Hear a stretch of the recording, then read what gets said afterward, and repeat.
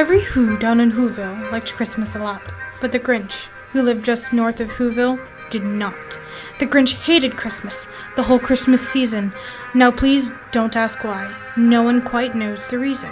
It could be that his head wasn't screwed on just right. It could be, perhaps, that his shoes were too tight.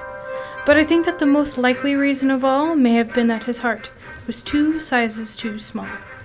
But for whatever reason, his heart or his shoes, he stood there on Christmas Eve, hating the Whos, staring down from his cave with a sour, grinchy frown at the warm lighted windows below in their town. For he knew every Who down in Whoville beneath was busy now, hanging a mistletoe wreath.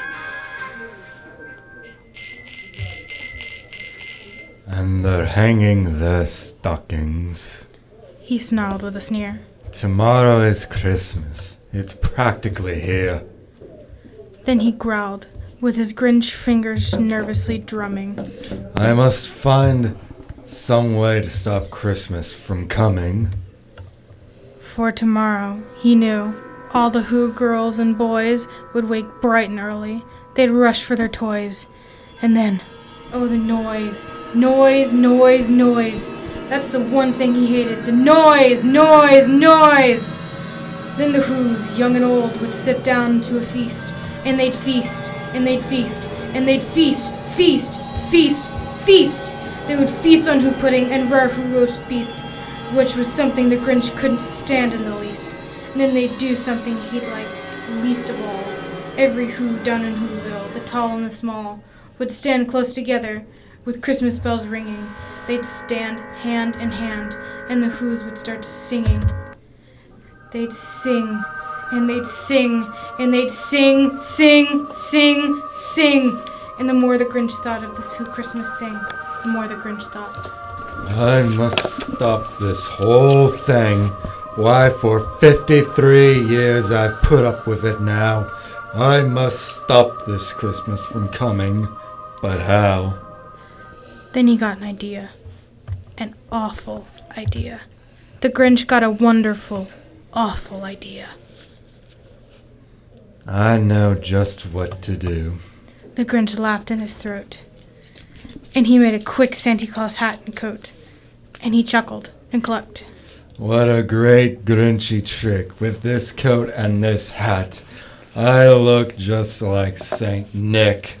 All I need is a reindeer. The Grinch looked around, but since reindeer are scarce, there was none to be found. Did that stop the old Grinch? No. The Grinch simply said, If I can't find a reindeer, I'll make one instead. So he called his dog Max. Then he took some red thread, and he tied a big horn to the top of his head. Then he loaded some bags and some old empty sacks on a ramshackle sleigh, and he hitched up old Max. Then the Grinch said, Giddy up. And the sleigh started down towards the homes where the Whos lay a snooze in their town. All their windows were dark. Quiet snow filled the air. All the Whos were dreaming sweet dreams without care when he came to the first little house on the square. This stop, number 1. And the sleigh started down towards the homes where the Whos lay a snooze in their town. All their windows were dark. Quiet snow filled the air.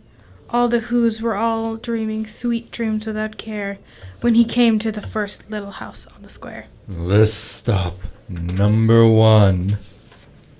The old Grinchy Claus hissed, and he climbed to the roof, empty bags in his fist. Then he slid down the chimney, a rather tight pitch. But if Santa could do it, then so could the Grinch. He got stuck only once, for a moment or two. Then he stuck his head out of the fireplace flue where the little Who stockings all hung in a row. These stockings are the first things to go. Then he slithered and slunk, with a smile most unpleasant, around the whole room, and he took every present. Pop guns, bicycles, roller skates, drums, checkerboards, tricycles, popcorn, and plums, and he stuffed them in bags. Then the Grinch, very numbly, stuffed all the bags one by one up the chimbley. Then he slunk into the icebox. He took the Who's feast. He took the Who pudding. He took the roast beast. He cleaned out that icebox as quick as a flash. Why, that Grinch even took their last can of Who hash. Then he stuffed all the food up the chimney with glee. And now I will stuff up this tree. And the Grinch grabbed the tree, and he started to shove when he heard a small sound like the coo of a dove. He turned around fast, and he saw a small Who, little Cindy Lou who was not more than 2. The Grinch had been caught by this tiny Who daughter, who'd got out of bed for a cold cup of water. Then she stared at the Grinch and said, Santa Claus? Why? Why are you taking our tree? Why? But, that old Grinch was so smart and so slick, he thought up a lie, and he thought it up quick. Why, my sweet little tot, there's a light on this tree that won't light on one side. So I'm taking it home to my workshop, my dear. I'll fix it up there, then I'll bring it back here. And this fib fooled the child. Then he patted her head, and he got her a drink, and he sent her to bed. And when Cindy Lou Who went to bed with her cup, he went to the chimney and stuffed the tree up. And then the last thing he took was the log for their fire. And then he went up the chimney himself, the old liar. On their walls he left nothing but hooks and some wire. And the one speck of food that he left in the house was a crumb that was even too small for a mouse. Then he did the same thing to the other Who's houses, leaving crumbs much too small for other Who's mouses. It was 15:15 dawn, all the Who's still abed, all the Who's still a snooze when he packed up his sled. Packed it up with their presents, the ribbons, the wrappings, the tags, and the tinsel, the trimmings, the trappings, the tree.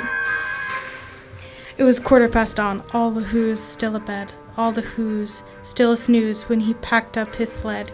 Packed it up with their presents, the ribbons, the wrappings, the tags, and the tinsel, and the trimmings, the trappings. 3,000 feet up the side of Mount Crumpet, he rode with his load to the tip-top to dump it.